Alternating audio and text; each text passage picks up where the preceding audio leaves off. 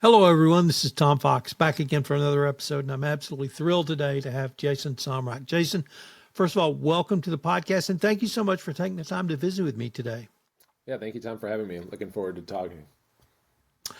Jason, I have your role as Chief of Product and Strategy for Financial Crime and Compliance at Oracle. Very well. That's a mouthful. Uh, could you tell us how you got to this role, i.e., your professional background? Yeah, so I've been at Oracle now about 10 years in a number of roles, most recently in the product side for a number of years. So look after all of our products in the financial crime space. Prior to that, I worked at several large banks in the U.S. doing a variety of roles, starting in investigations, going all the way through to managing deployments for compliance and managing teams across a number of different spectrums. So I really wanted to maybe take a deep dive with you. I don't get the chance to talk to the chief product officers very often. Usually it's more compliance professionals who are using your products. So I was really interested in your views, starting with really how is AI shaping the fight against financial crimes in 2025? Yeah, I think it's evolved quite dramatically, right? Especially over the last couple of years. If we look back a little bit, early efforts were focused on how do we predict which alerts are going to be false positives, helping to prioritize work. Then we looked at segmentation and how do we use unsupervised learning to maybe tailor our thresholds more intelligently. Today, more recently on the detection side of things, we're looking at behavioral models and how do we actually replace rules with these, more surgical models that help reduce false positives and uncover more risks. And now with generative AI over the last couple of years, we're seeing a leap really beyond detection, right, into the investigation process and helping to bring greater consistency, better decision making, and a lot faster as well. So I think AI is helping us move the solutions closer to the root cause as opposed to maybe the symptoms that we've been treating for a while. You mentioned the detective mode. Could we even suggest that you're moving to a preventative or proactive mode as well? Yeah, I absolutely think that's where this is all headed when you look at, potential automation of investigation and other aspects is, almost a little bit of that minority report effect, right? If you can automate the investigation process, can you detect risks faster than you have today? And I don't know what your view is. Real-time AML always seems to sort of be a key word that comes up, and I always tend to sort of think of it in some ways as just in time AML. So, can we detect things faster? Can we file a SAR faster? Can we, tip off, our stakeholders in law enforcement and national security faster? So I think anything that helps get us to that goal would be beneficial. Well, I see this faster part, perhaps in a little bit different direction, as opposed to certainly the legal obligations to file SARs or communicate with law enforcement, but giving the compliance professional a set of information that they could start delivering communications around. Or if someone is moving towards an area that might be considered even high risk before they've stepped over that line, you could start to either take a look at what are the reasons or deliver a communication or ask for additional monitoring or scrutiny in-house. So I see this, the proactive part, as something that could really be a game changer. Would that be a fair assessment in your eyes? Yeah, it's something it's something we've definitely looked at for quite a long time, and I don't think the industry has been there yet. But there's certain models and certain AI capabilities where you look at it almost think of it like a credit score, but for financial crime, right? So you can look at those emergent factors. You can start to identify when someone might be getting, a little bit more risky than they have, and when they start looking like in, suspicious profile. And to your point, you look at them differently, you maybe look at them a little more proactively. So I think we're definitely getting there, and certainly the technology and approaches exist to do that today. Could you maybe flip over now to, you mentioned not simply filing a SAR or suspicious activity report, but you said moving into triage and perhaps even investigations. Where is AI helping Oracle in those arenas? Yeah, so I think that's to me one of the most exciting areas, right? Is from Oracle perspective, right? We have what we call AI investigator, right? So it's a multi-agent system, and what we look to do there is really before an investigator ever looks at the case, is do as much of the processing as possible. So we don't want to automate away the judgment. We want to automate the noise away to allow them to use their judgment on it. So Things like following an investigation plan, AI will do that for them. It will research, reach out to the data sources that an investigator would look at and also help make sense of what that means, right? Is that risky data? Is it not risky data? Not just bring it into the case. Ultimately, author a narrative, make a recommendation, build a complete evidence file so that when a user does log in the morning, they're effectively looking at a completed case and using their judgment as to whether, okay, did this make the right decision? Were the right factors evaluated? So on and so forth. So that's one of the sort of biggest areas we're seeing right now. I didn't tell you this before we began the podcast, but if you give me the name of the podcast episode in your remarks, you get an extra special gold star. So, automate the noise away. What a great line. I've never heard that. So you've just given us a podcast title. And let me pick up on that a little bit because, we often talk about, it's going to synthesize a large amount of data, identify things that are anomaly above A, beyond Z, and then that's when the human in the loop will come in. But it's before we even get to that point, it's the noise. And as a chief compliance officer with a legal professional background, I had trouble even seeing through the noise. Can you talk about the noise a little bit more from the AML or financial services perspective? Yeah, I mean, I think depending on what role you sit within the compliance organization, the noise is probably different to you. From an outcomes perspective, I look at the noise of being, are you detecting things that are just clogging up your workflow, right? So things that you're unlikely to file a SAR on or unlikely to be risky, but you have to speak to them anyways, that can be noise. Or it could be from an investigator's perspective, some of the steps they have to take, right? A lot of firms will have steps of, hey, you gotta attach this documentation, you have to do X, Y, and Z. And if you look at it at the end of the day, are all of those things going to impact their core decision on whether they file or not? Some of them will, some of them won't. So that's where we want to look at and saying is, can we, automate the detection side of it? And I really think of investigation as detection. And vice versa, right? You think of what is an investigator doing at the core of it? They're detecting whether a crime has happened. Now, whatever that detection system is upstream from them, it's funneling the activity down because you can't have everyone looking at everything within the bank all the time, right? You have to prioritize your resources. So we have detection systems to help funnel down what should be interesting, and then we have users to funnel through the rest of that noise. To then make sense of the 3 or 5 or 10% of what's suspicious there. So that's my definition. I'd be curious how you look at that, Tom.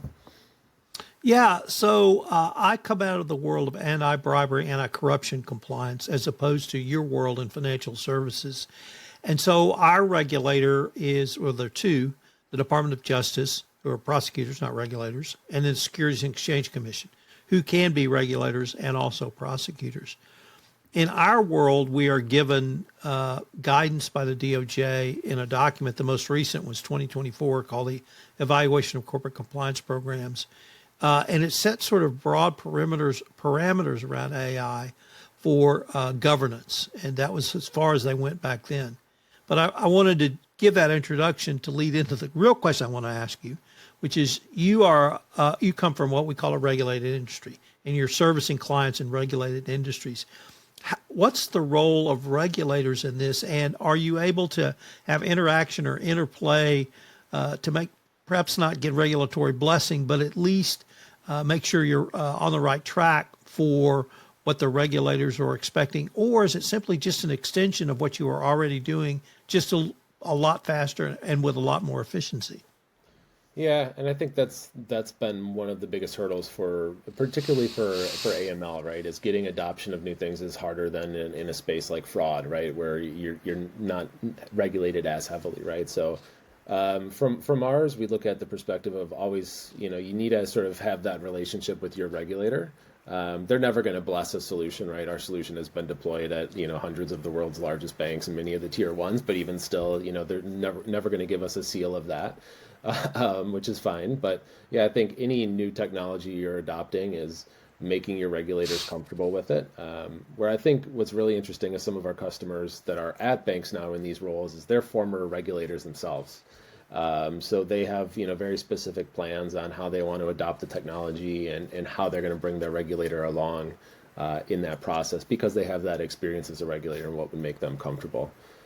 But yeah, I think getting, regulator buy-in, but also sometimes getting internal buy-in from your model risk teams and otherwise, it's just having everyone having a seat at the table, being transparent with what you're doing and why you're doing it.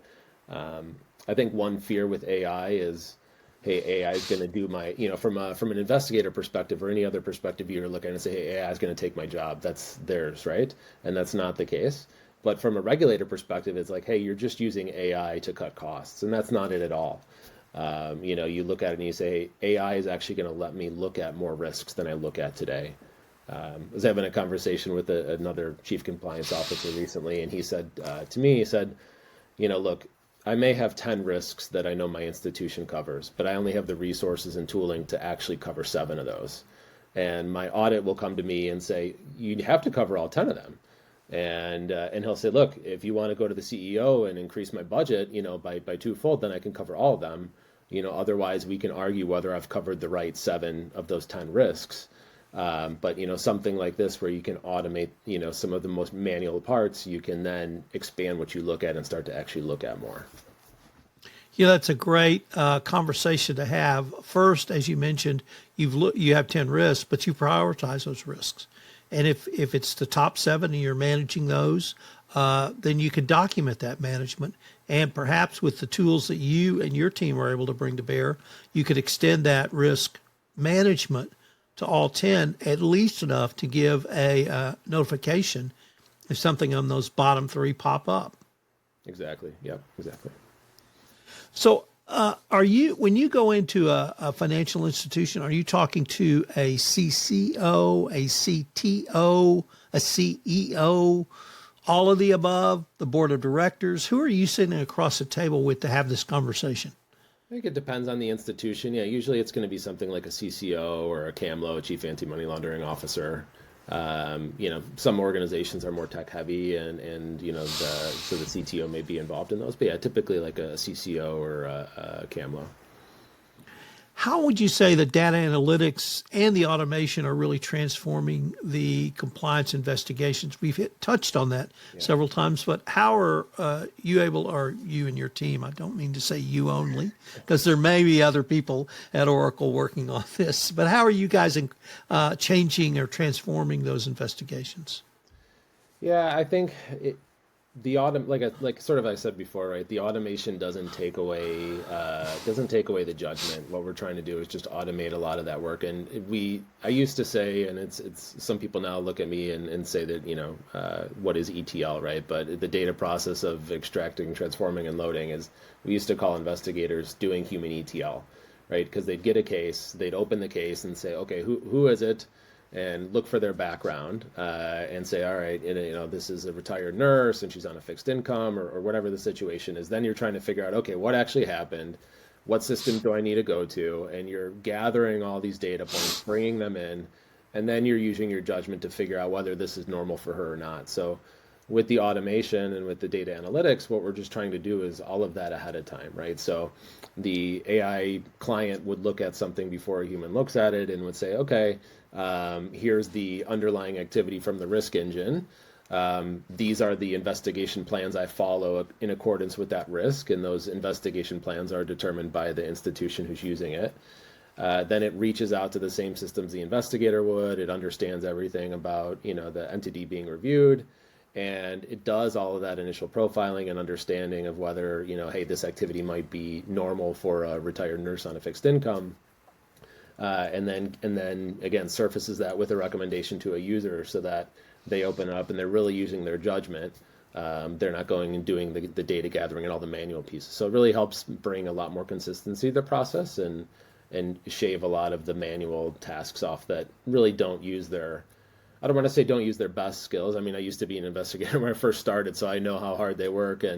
But going and gathering data from 15 different screens wasn't my favorite part of the job. My favorite part of the job was figuring out, when we found someone bad or detecting something. So that's how we look at it. Are these tools able to be used in the customer onboarding process at all? Yeah, absolutely. So we apply them pretty much across the compliance chain. So from customer onboarding, doing screening checks or otherwise, through enhanced due diligence, through AML investigations, across the board. We have different agents to do that. Frankly, one of my favorite experiences at a bank was when I opened a checking account for my podcast network. And the bank officer was a little bit older woman, and she sat with me, and we had a 30-minute conversation. It was just delightful. And at the end, I thought, that was the best interrogation I've ever sat through. She asked me every AML question she needed in a non-offensive manner, but gave her the information that she needed, to fill out the forms and complete it. Is the information your tools, the Oracle tools can bring, can really help that bank officer who has to make that determination do exactly that? Yeah, I think typically, right, Oracle's not a data provider. So some of those, like sources of income or some of those other aspects she might be asking about, if you have those data sources available, those can all be analyzed. So the agents can access any data source that you would have. But some of those things only come out in a conversation, right? And sometimes people, even in a conversation or when they fill those out, they're not honest, right? So I go back to the earlier question you asked about, being more proactive with identifying risks and how do we do that? And what I would always say is most of the risk-based systems today are based on trust, right? I came into the bank, I told you I was gonna, do X, Y, and Z with my money, and this was gonna be my income, and you put that down, your risk model said I'm X risk, right? But unless you have monitoring to identify, hey, he said he's a student, and this is the activity, but he's really acting as a third-party importer or whatever he's doing, then, you need to be able to cross that chasm. So I think that's a long-winded answer to your question, but I think we can access a lot of the data. Some of the things that she may have pulled out of you may only surface in a conversation, but running the analysis on the data, gathering some of those other data points certainly can be done more efficiently and certainly help speed up the process of it. What do you see as some of the emerging challenges in risk management for AML and how you are helping organizations really prepare for these down the road? I think that the one biggest challenge is the same challenge I think we've had in the history of AML, which is that it's not, it's just keeping pace with the bad actors, right? We usually find a way to catch them, but someone who's making their living from, some ill-gotten means is always more incentivized to go and find another way around it. So I think that's the sort of biggest challenge is just keeping pace with them. And now we're seeing, AI misuse and deep fakes and those sort of things on the fraud side. Some of these instant payments and other synthetic identities are a little, add some more noise and anonymity to the process. So, and to borrow what you said earlier, you said, we synthesize a lot of data, and that's true, right? As we look at so much data, and I had a conversation with someone at ACAMS who ran a large investigation team. And he's telling me, he's like, look, we have all this really cool data. When a package ships, we know what was in the package. We know how much it weighed. We know how many other people did this. He said, but we don't have the people that can look at all this data and make a decision on it quickly. So I think that's sort of one of the challenges. As we get more of that data, is do you have the systems in place, the intelligence to be able to make sense of that data? Is that something that an AI or other technological solution can help with, or are we still very human reliant at this point? No, that's absolutely something that AI can help with, right? Is looking at all those different data, data elements and saying, hey, if you are anticipating this profile, but the package weight doesn't equal that, or there's multiple IPs in use at the same session, or you're sending a package to the you're sending a package effectively to yourself, right? You can pick up those things and you can detect those things with AI very quickly. Now you still have a human use judgment on, ultimately the outcome of that. But yeah, that sort of synthesizing understanding of intelligence is something that, machine learning and AI are really good at. Can I maybe ask you to look down the road? I was going to ask for 5 years, but that may be way too long. Maybe 18 months or 3 years. Where do you see the evolution of what you and your team are doing, and or on my side of the fence, if it's the compliance or AML professional? Yeah, that's a great question. I think, and it is hard. I'm glad you reframed it to like 18 months because 5 years is hard to look ahead at. But I think how things might change for professionals in the space is, I think human AI collaboration is going to be a must, right? I mean, most everyone at some point has interacted with ChatGPT now, and that's certainly part of it. But there's so much more to it than that. So I think. Uh, yeah, it's being, more collaborative AI, trying to understand the output of it. So it's not really just sort of just getting comfortable with the AI and getting comfortable using it. It's being able to communicate with it, if that makes sense. And if you look at like what a skill might translate to that is, um, if you've ever done the Myers-Briggs analysis or those where they tell you what personality type you are and how you like to be communicated and those sort of things, I almost think AI is going to be like a different personality type. And if you've ever interacted with it, you need to know certain ways how to coax to get what you want of it. And so either asking what you need from it or understanding what it's telling you and maybe where you need to probe deeper or where you need to change it, I think that's going to be sort of one of the emerging areas that's going to change and one of the skills people are going to need to develop. One of the things I'm privileged to do is teach at law school on compliance. I wanted to maybe ask what you see is necessary or needed in the next generation of compliance or AML officers for banks or other financial institutions. Yeah, that's a good question. And I think definitely that AI fluency applies to that, as well as just whatever systems you have in place is building agile systems and teams, right? 3 years ago, ChatGPT came around, right? No one knew that was really going to hit the scene. I think some people thought it might evolve there, but that sort of hit the world by storm. So if you have, really sort of what's the word I want to use? Maybe like legacy systems or legacy teams that can't pivot quickly, you're not going to be able to react and adopt. And then being able to lead really across disciplines. When I came into AML, I always refer to it as like the Wild West, because I was able to do everything, and it was really cool because I was doing investigations, but then I also got to build scenarios and models because we didn't have data scientists then, right? So my boss would just give me a bunch of work like that, like, hey, he'd come back and say, hey, my boss went to a conference and is really disturbed about what he's hearing about human trafficking. Can we build something? And so, yeah, I go dig around and, figure stuff out and build it. So I got to do a lot of those different things. But I think being able to lead across disciplines of, not just the compliance piece, but also data, tech, AI, and being comfortable with all those, I think that's going to be one of the keys for sort of the next generation of compliance leaders.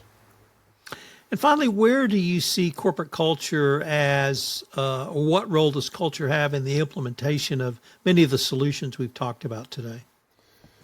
Boy, we could spend 20 minutes just on that, Tom, but I think, yeah, that's always the challenge, right? Because corporate culture and different views on this. I heard I won't name the customer, but I was talking to someone this morning, and they were saying they don't believe in AI.